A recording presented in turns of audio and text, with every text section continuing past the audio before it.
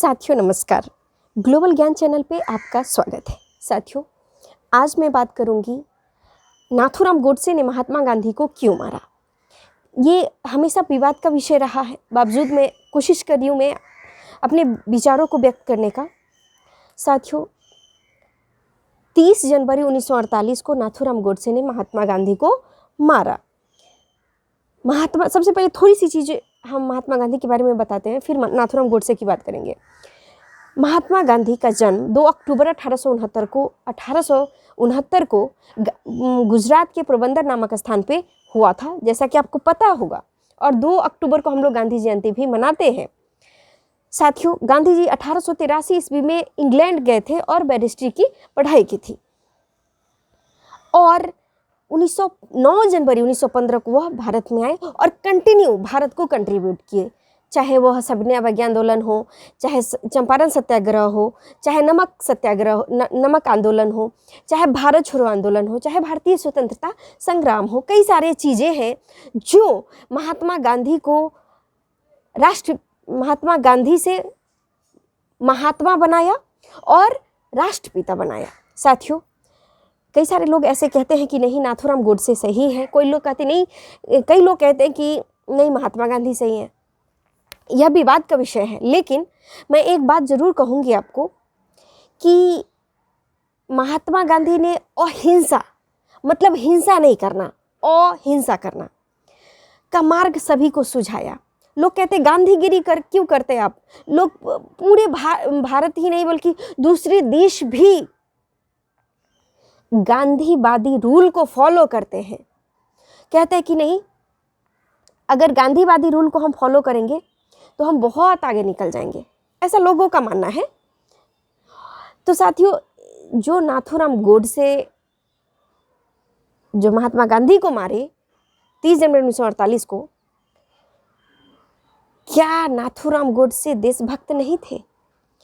क्या नाथूराम गोडसे पूरे देश की स्वतंत्रता में अपना कंट्रीब्यूट नहीं किए थे? क्या नाथूराम गोडसे के बारे में हमें इतिहास में जानकारियां नहीं मिलती हैं? क्या आज आप गूगल करते हैं कि नाथूराम गोडसे, गूगल पे डालिए नाथूराम गोडसे, उनके विकिपीडिया ढूंढिए, उनका जहां भी आपको कोई भी स्रोत मिले, कोई भी सोर्स ऑफ नॉलेज मिले, आप ढूंढिए उसको।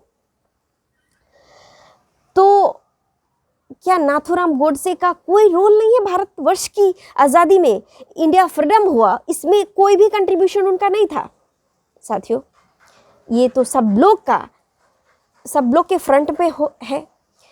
आपको पता होगा कि एम.के. गांधी के बारे में आप चाहें तो काफ़ी सारा प्रमाण आपको देखने को मिलता है, सुनने को मिलता है, पढ़ने को मिलता है। आप चाहें तो इतिहास उलट के देखिए, सारा चीज करके देखिए। और मोहनदास करमचंद गांधी से राष्ट्रपिता महात्मा गांधी बनाना एक बहुत बड़ी चीज होती है।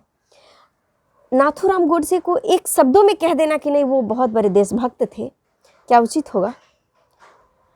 कोई भी इतिहास में अगर उन्होंने वास्तव में देशभक्त थे तो हमें कोई प्रमाण तो मिलना चाहिए, कोई ना कोई हमें सच्चाई तो मिलनी चाहिए, कोई आपको ऑथेंटिक चीज़ें तो मिलनी चाहिए कि आप नाथूराम गोडसे को प्रायोरिटी देंगे कि नहीं उन्होंने अच्छा किया या उन्होंने बुरा किया।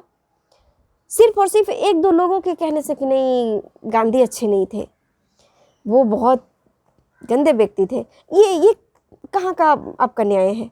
मुझे लगता है कि जब तक अगर वास्तव में नाथूराम गोडसे देशभक्त थे तो उनके बारे में मिलनी तो चाहिए, कहीं ना कहीं हमें इतिहास मिलनी चाहिए ना।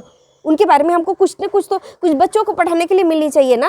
हमें कुछ न कुछ, अभी बी.डी. सावरकर के बारे में लोग काफ़ी सारा चीज़ें होते रहती है, तो बहुत हमारा इतिहास क्या कहता है? हम कैसे मान ले कि ये प्रागैतिहासिक काल है? हम कैसे हम मान ले कि ये पूर्व वैदिक काल है? हम कैसे जान ले कि आज आधुनिक काल है? हमें प्रमाण मिलता है ना।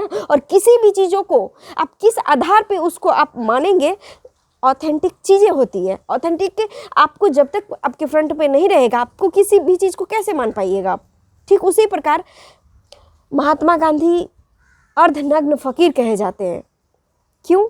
क्योंकि उन्होंने खादी वस्त्र, स्वदेशी ड्रेस को अपनाने का सबको प्रेरित किया था। लेकिन आपको पता होना चाहिए कि खादी काफ़ी कॉस्टली होता है। और सब लोग, यहाँ तक कि रविन्द्रनाथ टैगोर ने भी इनका अपोज किया था।